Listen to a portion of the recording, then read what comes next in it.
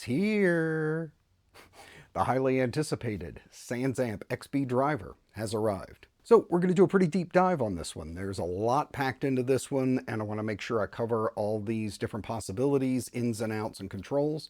So what we're going to do is go through the controls first. We're going to cover the front panel, the ins and outs. Then to wrap things up, I'm actually going to walk through crafting a tone. I'm going to create a preset based on what I would want to get out of the unit and show you my thought process about the changes I make, what options I use, and how I get to my final tone. I'm also going to show you a couple of options about using things like the crossover and the compressor and things as tone crafting tools, not just mechanicals that are, helping a little bit of clarity or things like that, but ways that can actually sculpt your sound that you may not see right up front. So it'll give you a really good idea, hitting the ground right away if you grab one, how to get your head around it and how to really do a deep dive on it and get the sound you want right away without having to spend a ton of time and finding this stuff on your own. So let's get at it. So right up front, what we see is you have two completely separate channels, no shared EQ. That's the big deal for me. We have a clean channel and a drive channel, and they have the exact same EQ operations on both. Each one has one exception that we need to take a look at. So let's see what we got. We have a clean channel with bass, and that's centered at 80 Hertz.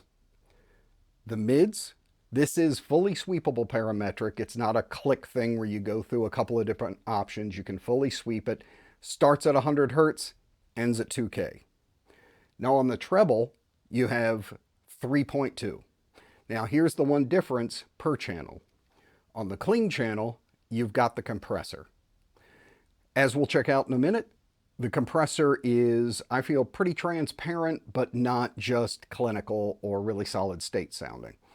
It does exactly what you want out of a good bass compressor without coloring the tone dramatically, and it can really focus the bass on this really well. So I found it really useful, especially when going to the crossover mode and splitting things out where the bass became much clearer and I needed to tighten it up. On the other channel, ironically, the drive channel has drive. Who would have thought, right? Set at 0, you've got just clarity and you're not going to be getting any kind of fuzz or distortion or anything like that. But as you go through this, you can get up to insanity level. Baby don't need no more gain than this gain got gain. So you can go from clear to a little bit of grit to a good bit of distortion to I want to upset everybody in 100 square miles. Then you have levels for each one, basically functioning as a blend. You want more of one channel, less of the other, and being able to have a pretty wide sweep in between them so you can add just a taste of one or really get both of them roaring. And then we have our master output, which is obviously the finished summed volume going out to your XLR or quarter inch or both. We'll get into that when we check out the ins and outs. Now the last thing you'll notice under the controls here are the 3 switches. These are push button switches, and the first one is the bite. If you have the Steve Harris or the Geddy Lee, you know kind of what this is about. It does pretty much what it says. It adds bite. It's it's basically a presence switch. It adds in the characteristics you would get if you really dug in or really started getting that off the frets grind when you started playing harder, and it adds that upper brilliance and detail. We'll definitely be hearing that when I'm crafting in the tone, and you'll get to hear it on and off. Now, one of my favorite functions on here is actually the middle switch, and that's the pre-post. What this does is it takes the mids of the drive channel and it puts it either before or after the amp emulation. The amp emulation is only on the drive circuit. So if you put it in pre-mode, it sets it up more like the PreDriver, if you're familiar with that one. If you put it in post, it's more like the bass driver. So having it pre or post that emulation makes a huge difference in whether it's being colored by this circuit or not. And for me, it really is a massive tone shaping tool that I think isn't really obvious right up front until you get your hands on it. But we're going to check that out too. And then last up is the crossover. You can kind of look at it like you start at the center like this, and Adding more high pass and low pass makes it move like this. So each channel, it's actually a bit more like that actually, but each channel starts shaving off this one's bottom and this one's top, creating more distance and less overlap between the signals. This allows you to also, because it's movable, create gaps in your EQ spectrum somewhere to notch out something or a place that you just really don't like. Like I hate 300s in the low mids, so I can almost move it to focus it that this one gets rolled out before it and the other picks up, to be able to dial out things really specifically so it becomes tone crafting, not just trying to create clarity. So having this be able to be adjustable for a 2-channel unit is just, I think, what a lot of us have been waiting for, to get that really well-crafted tone finally dialed in exactly as nerds like us want it. So on the ins and outs of the unit, we have a minus 10 dB pad for the input. So if you have a really hot input from your bass, that kind of thing, you can go ahead and adjust that there and dial it back a little bit. Input, self-explanatory. The tuner out, it's a unaffected output that you can use for a tuner or even a direct if you need to. Straight out, it's not affected by EQ or any of the other circuits. You also have an effects loop, which this is really cool to have in here. Something where you can just, put your other units in it and have it right inside the unit so that when you go to your final outputs, they're already in the chain rather than having to put your outs, through the other pedals, that type of thing. Their location in the signal is all the way at the end. So post everything, there's your effects loop. So then we have the power out. This is 18 volts. So definitely if you're going to be using a power brick or a board power supply, make sure you've got an 18 volt on there that matches this one's requirements, or use your factory one here. Now there's a 10 dB boost switch next to the 1/4 inch output. So if you have requirements on either your amp or mixer or whatever that you need to really get that signal jumped up, that works. That's also applied to the tuner out. And then we also have a mic and line level switch that applies to our XLR, and a ground lift. Another thing to note, you can use the 1/4 inch and the XLR outputs simultaneously, so it's not a one cuts the other thing. Both of them work at the same time. Now finally, pretty self-explanatory, but we have the 3 stomp switches. We've got the on and bypass, which turns the whole unit on or off. The center button is clean or drive. If you're only running one channel and switching back and forth in between the two, clean is here, drive is your red hot. Pretty intuitive there. And then the last one is the mix button. So if you're not going to be using them independently or switching back and forth, and you have a tone that you've created using both channels, you're in with that one. All right, let's get to the tones, baby. As I mentioned at the beginning of the video, I'm going to go ahead and craft a tone. I'm going to go through each step, and I'm going to try and come up with something that uses basically every option on here, so we can go through all of them and arrive at a finished tone, and you'll be able to see my thought process as I'm going through it. So let's start out with the clean channel, and I'm going to see just where everything's set 0, my tone is going to be at.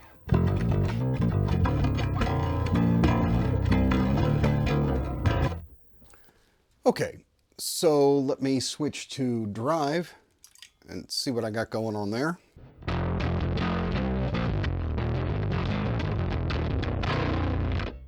So my first thought is, what I'm going to do is take the drive all the way down.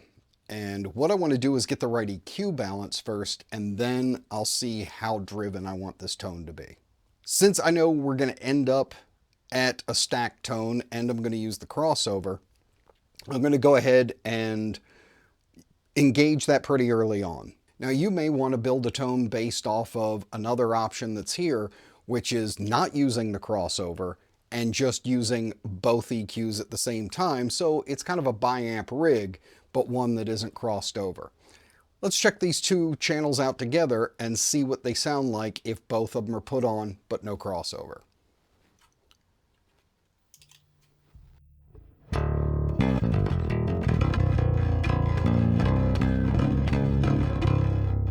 Notice my drive channel is actually down a little bit, so let's set that at 0.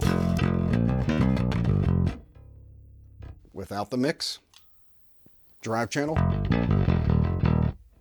and clean channel. So already we've made a difference here. All right, so my first thing is I want to make something that increases the clarity of my initial tone, and then I'll add gain as I go. I'm going to EQ the clean channel a little bit dark because I'm going to want that to be the thicker bottom channel and kind of bring in some of the frequencies I would normally EQ, and then I'm going to do the opposite with the drive channel. So let me bounce this into here. And for me, I'm going to go after the mids first. The mids to me are always the most important in the bass. It determines where you sit and how things balance. So a place I always wind up boosting is right around 110 to 120. It's where I really like the gut punch of my sound to be, and it really brings thunder without bringing mud. So I'm going to go on over to here.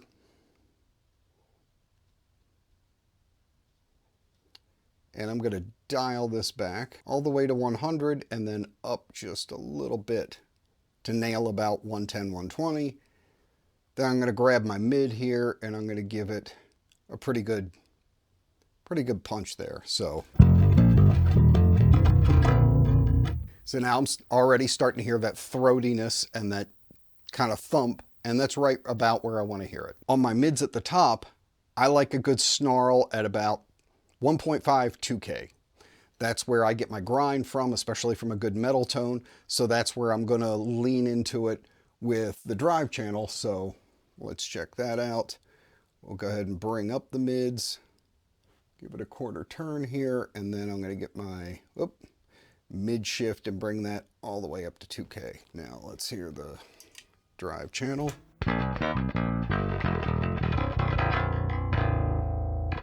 All right. So I feel like those are kind of dialed in where I want to hear them.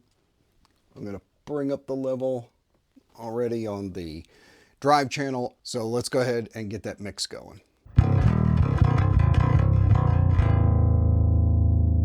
Just a little bit of drive. And now let's hit that crossover.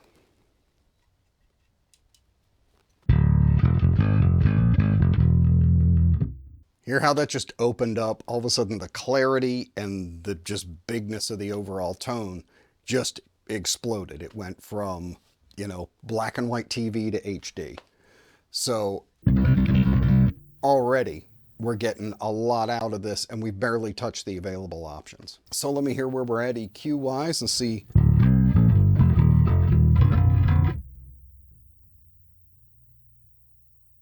In the drive channel, just that detail is amazing. Hearing that, you get that clang out of it and a really solid bottom. I can tell already I'm going to tighten up the bottom a little bit and add a bit more compression. I'm going to go pretty hard with it. There we go. Just solid like a sledgehammer. Next, let's go through and see what happens when we make some changes in the crossover and see if we like them or not.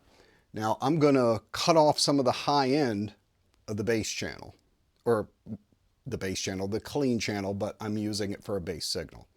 So let's try that out.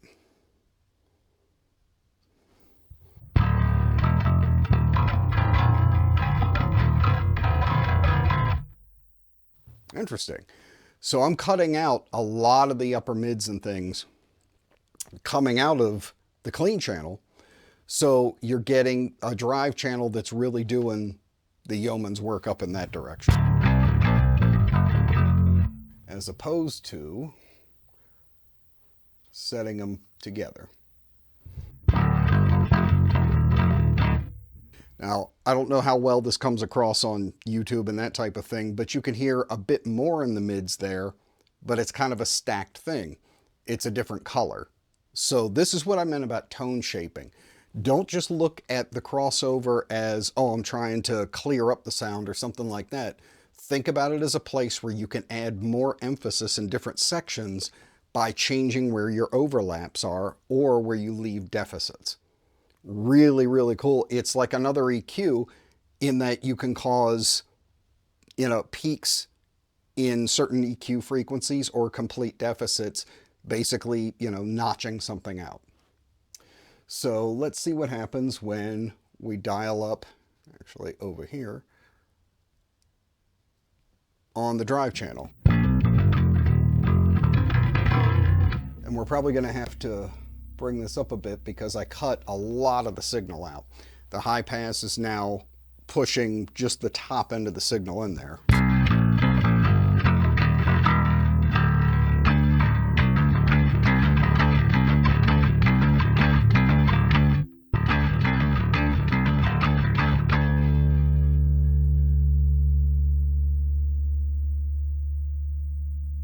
Even it up, actually. So here now it's become a lot more stacked in the center mid area, and you're getting a lot more honk out of it because I've rolled the amount of mids that are coming into the high end on the drive channel with the filter, and now we're getting more resonance there. So if I want to dial out that nasal honk instead of necessarily attacking the EQ because I like where it is, we can go to right here. Yes, I'm working backwards and I'm watching a monitor in front of me. So let's roll that back up.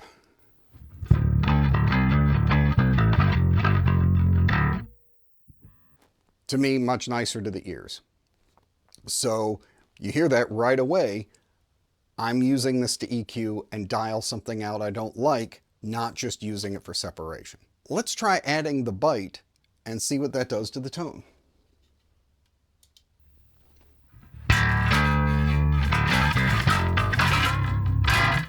Woo!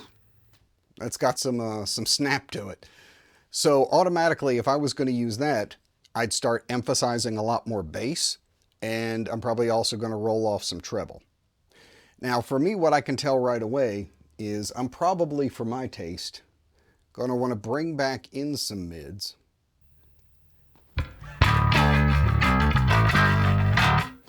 I'm going to bring some bass in on the clean channel, get that nice thump going.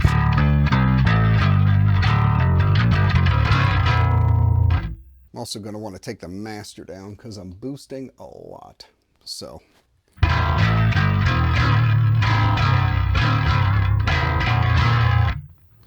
okay, come on, man. That's just so heavy. So by adding in the bite and then rolling in some more bass, this is giving me a much broader thing. The bite's giving me some more snap, the bass is giving me more thump. So I'm getting pretty happy with this.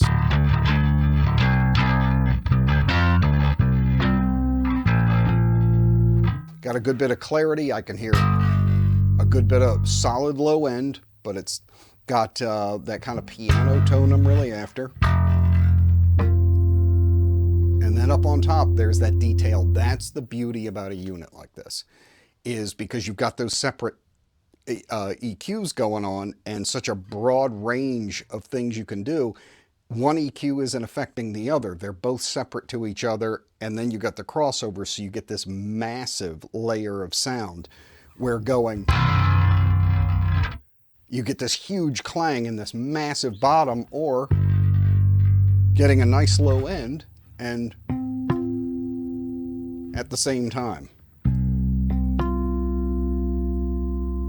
That for me is what I've been after for years, is being able to get the huge low end without sacrificing the top and mid detail.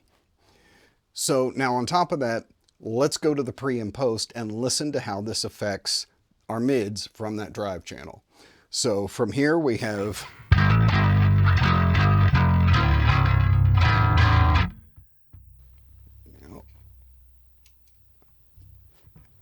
switches in.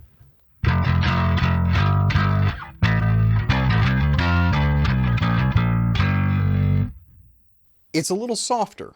It's a little more rolled off on the high end to my ear. It sounds to me, yeah, like it's kind of just not quite as bitey. It's not quite as detailed. If I wanted a thicker, more rolling sound, I would probably keep that in, or if I had dialed this tone in especially bright, I might want this to back it down a little bit. Now, let's pop that out.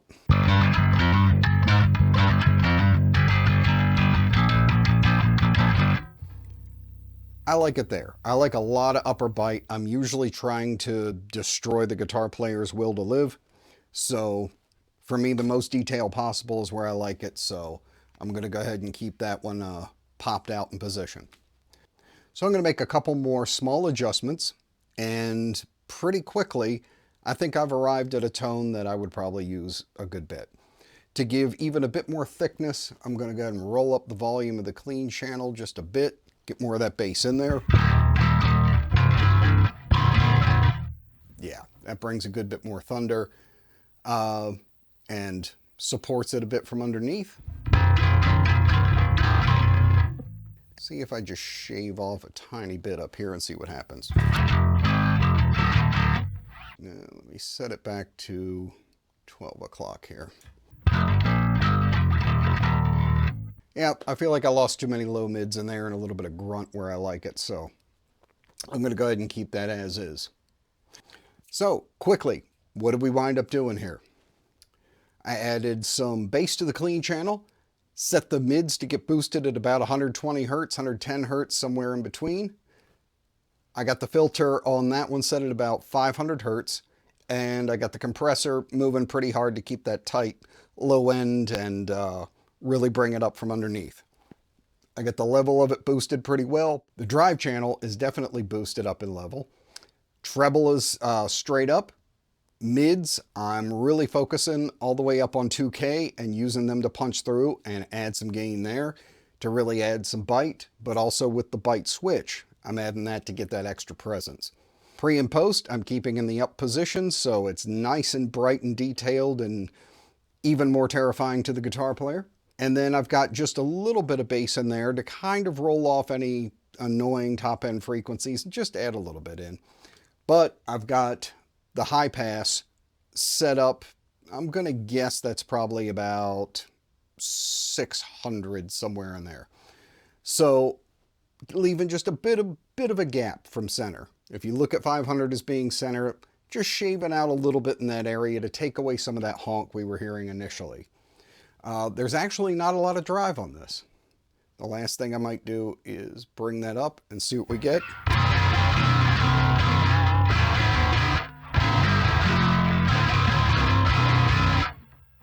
That really brings it in. If I was going to do a tone like that, I'd probably roll back the treble and probably drop the bite switch as well. I'm not going to go quite that distortion. I'm shooting for aggression and clarity on this one, not quite balls to the wall with it. But you can see, even with this in mix mode, so it's not the full channel, and the drives at not even 10 o'clock basically, you're blasting at the walls here. So I mean, let's go full up and just see what happens. I mean, good Lord.